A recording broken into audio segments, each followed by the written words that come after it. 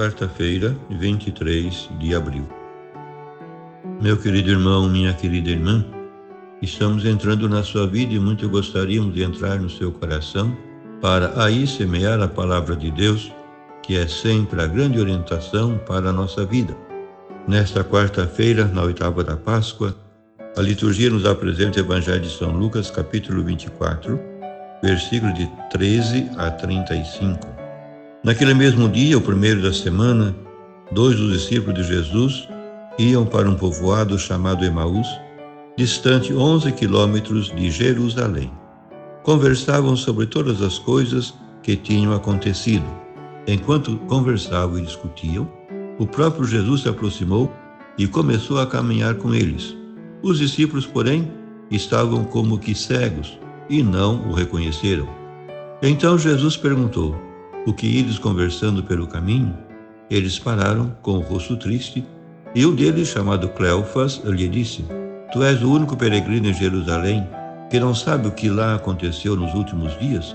Ele perguntou: o que foi?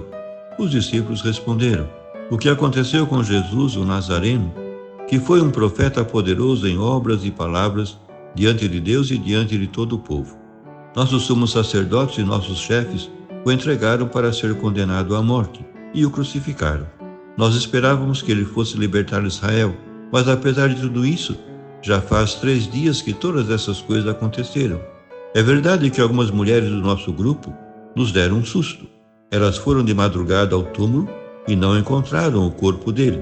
Então voltaram, dizendo que tinham visto anjos e que estes afirmaram que Jesus está vivo. Alguns dos nossos foram ao túmulo e encontraram as coisas como as mulheres tinham dito. A ele, porém, ninguém o viu. Então Jesus lhes disse: como sois sem inteligência e lentos para crer em tudo o que os profetas falaram? Será que o Cristo não devia sofrer tudo isso para entrar na sua glória?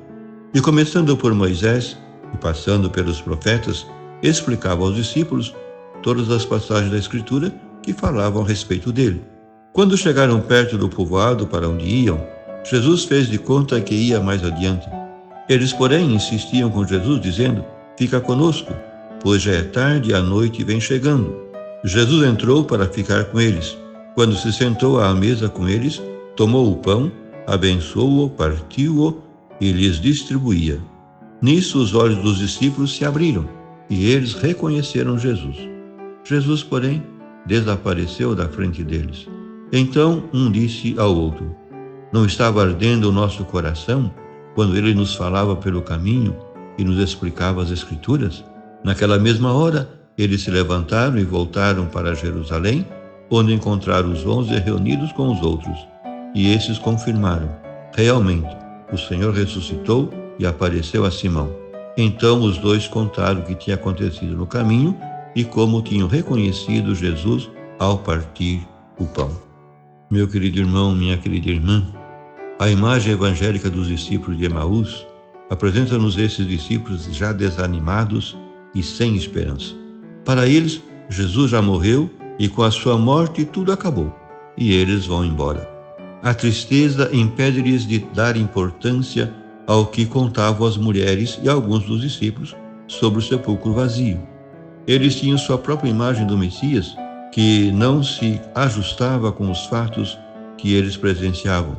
É hoje o 3º dia que essas coisas aconteceram. Os discípulos do Mestre sentiram-se subjugados pela palavra e pela companhia de Jesus. Por isso, quando chegam ao fim da caminhada, pedem-lhe com insistência que fique em sua companhia. Fica conosco, já é tarde e já declina o dia.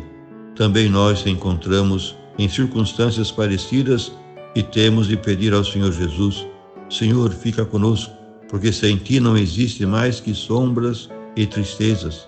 Sem Ti é noite fechada para a alma, porque Tu és sua luz, sua alegria e seu consolo. Os discípulos de Emaús reconheceram Jesus no ato da fração do pão. Eles eram uns desertores. A conversa que tinha mantido com Jesus incendiou seus corações e despertou-lhes a confiança. Jesus deu-se a conhecer na Eucaristia, pois é ali que Jesus se encontra, e ali Jesus fala ao coração e o preenche de sua graça. Junto de Jesus na Eucaristia, a gente se sente feliz, porque Ele recheia todos os nossos desejos. Estar com Cristo é a melhor maneira de encontrá-lo, mas não se pode ter pressa, pois o convívio com Jesus exige toda a nossa atenção. Você está acostumado ao convívio íntimo com Jesus? Quando alguém experimentou o convívio com Jesus Cristo, tem necessidade de encontrar-se frequentemente com Ele. Quando Jesus fica, as coisas vêm-se e vivem-se de outra maneira. Você deseja sinceramente que Jesus fique com você para sempre? O que você faz para que assim aconteça? Jesus aproxima-se de nós muitas vezes na vida, sob formas diferentes. Uma doença, um insucesso, um sucesso, uma alegria, uma atrapalhação e muitas outras circunstâncias de nossa vida diária são maneiras segundo as quais o Senhor se esconde. Porém, nós não o reconhecemos. Falta luz aos nossos olhos para descobrir Jesus sob essas aparências. Se tivéssemos um pouco mais de fé, se soubéssemos julgar todas as coisas com critérios mais sobrenatural, abrir-se-iam nossos olhos e veríamos a Deus em todas essas coisas, veríamos a mão de Deus em tudo, sentir-nos-íamos seguros de sua proteção. Procuremos não merecer a censura de sem inteligência e tardos de coração. Por fim, rezemos. Ó Deus, todos os anos nos alegrais com a solenidade da ressurreição do Senhor. Concedei-nos em vossa bondade que pelas festas que celebramos na terra mereçamos chegar às alegrias eternas. Por nosso Senhor Jesus Cristo, vosso Filho, que é Deus, e convosco vive e reina na unidade do Espírito Santo, por todos os séculos dos séculos. Amém. E a você, meu querido irmão, minha querida irmã, que me acompanhou neste encontro com a Palavra de Deus, desça sobre ti a bênção de Deus Todo-Poderoso, Pai e Filho e Espírito Santo. Amém.